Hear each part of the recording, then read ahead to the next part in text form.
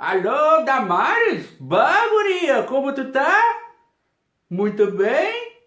Tu tá sabendo que aquele deputado, o Aero Willis, não vai voltar mais pro Brasil?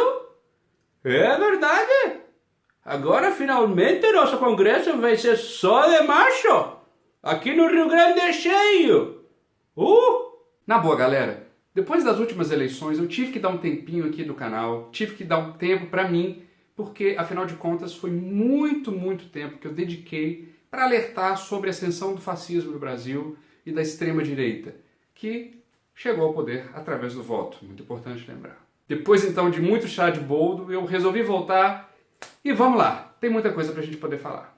E como não poderia deixar de ser, eu resolvi pegar a notícia do exílio do deputado Jean Willis na semana passada para poder falar um pouquinho mais sobre a questão dos LGBT+, no Brasil agora, no atual governo Bozo. Muita gente dizia na época da eleição que o Bozo não seria uma ameaça à democracia porque ele não encontraria um momento que levou ao golpe de 1964 com o apoio maciço das Forças Armadas e que, portanto, as minorias e os opositores não estariam em perigo, assim como o próprio regime democrático, ainda que ele próprio tenha usado palavras de exílio e prisão a todos aqueles opositores ao seu governo durante a campanha eleitoral. A questão é que ele não precisa de dar um golpe nos moldes tradicionais dos golpes militares da América Latina nos anos 60, ou um autogolpe, como sugeriu o general Vice, para que as ferramentas de repressão funcionem contra os seus opositores. Ele não precisa nem mesmo fazer um uso formal da máquina do Estado para isso. Basta legitimar a violência que outros atores, milícias ou indivíduos, vão agir em nome daquele ideal, promovendo os atos de violência contra os opositores ao regime do Bozo. Agora que denúncias sobre proximidades com agentes milicianos começam a chegar perto do presidente e dos seus garotos, fica mais claro como que essa lógica pode funcionar. Ameaçando de morte ou promovendo atentados, de modo que a vida dessas pessoas se torna insustentável para que elas tenham que fugir do país, ou mesmo os próprios assassinatos, como foi o caso da vereadora Marielle Franco, do Rio de Janeiro. Há um tempinho eu vi um conhecido no Facebook falando que era balela essa história de que o Brasil era o país que mais matava LGBT+ no mundo. Porque, na verdade, o Brasil era o lugar onde mais se matava no mundo, todo mundo. Então, que não tinha nada especificamente de violência contra os homossexuais no Brasil. Isso não é verdade. Esse discurso não se sustenta. Primeiro, porque a violência não é a mesma no Brasil para todo mundo. Um menino branco da elite paulistana, de 15 anos, numa escola particular, não tem o mesmo risco de ser assassinado de um menino preto que nasceu na favela. Em segundo lugar, é bem verdade que o Brasil é o campeão no mundo de mortes violentas, em números absolutos. Mas quando a gente pega em termos proporcionais, o Brasil cai para outra colocação, para 13º. Isso não é o caso na violência LGBT+. O Brasil continua liderando esse ranking com cerca de 2,01 assassinatos para cada milhão de habitantes. Além disso, o Grupo Gay da Bahia, que promove um estudo sobre a violência homossexual no Brasil, aponta que, no nosso caso, a violência física e psicológica atinge todas as faixas etárias de todos os segmentos sociais. Associado a isso, nós temos uma pesquisa que foi feita nos Estados Unidos que aponta que o grupo mais vulnerável a crimes de ódio são os LGBT+.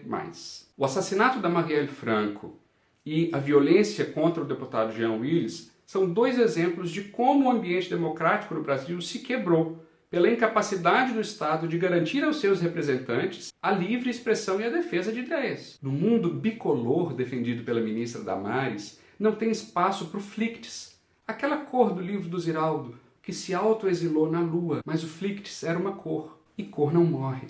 Gente, sim. Quando o presidente, seus filhos e outros bolsomínios, inclusive deputados eleitos, comemoram a decisão de não assumir o seu mandato do deputado Jean Willis, eles estão reforçando toda uma legitimação da violência que se justifica. Olha, se você bater no gay, se você xingar, se você fizer muita coisa contra ele, ele vai se esconder, ele vai fugir, vai embora e abandona o mundo perfeito, azul e rosa da ministra Damares. É uma repetição daquela ideia simplista e, obviamente, falsa, que se cura a homossexualidade na base da porrada. Cá pra nós. Se violência contra homossexuais resolvesse alguma coisa, era para não ter nenhum no Brasil, já que somos os campeões de violência contra homossexuais no mundo. Jean Willis teve uma carreira notável como deputado federal, e por isso mesmo ele se torna um alvo, um representante da voz daqueles que antes não tinham voz. Foram atribuídas a ele grandes mentiras, enormes fake news, como, por exemplo, que ele defendia a pedofilia, ou mesmo que ele queria educar as crianças para serem homossexuais.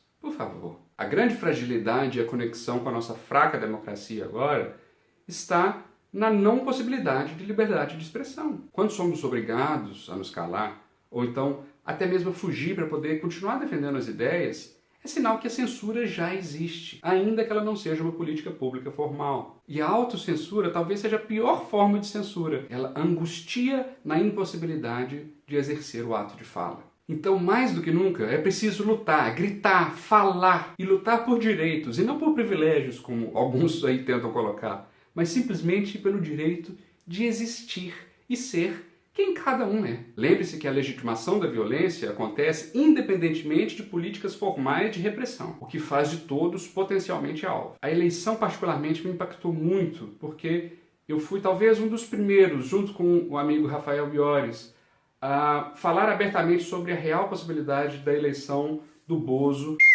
ainda em outubro de 2017, um ano antes do processo eleitoral, quando ninguém assumia publicamente que a possibilidade era real. Nós fizemos um artigo que foi publicado no site do Estadão, que já colocava todas as variáveis que apontavam para uma possível eleição do Bozo, e que acabaram acontecendo na sua integralidade. No país do verde e amarelo, que virou do azul e do rosa da Damares, é importante ser fictício e mostrar que existe espaço para o diferente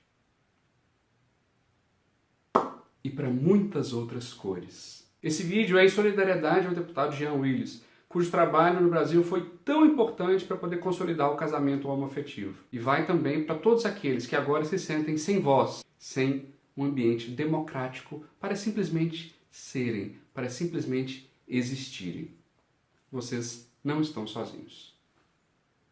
Guria, tenho que te passar uma simpatia que temos aqui no Rio Grande com leite de rosa que, resolve todo o problema. Se o menino é assim meio parecido com esse tal de Iron Willis, dá ele para beber um vidro de leite de rosa. Fica meio chapuletado, mas depois fica bom, tribaixo. Se funciona, mas te dou uma renca de nome aí do Congresso.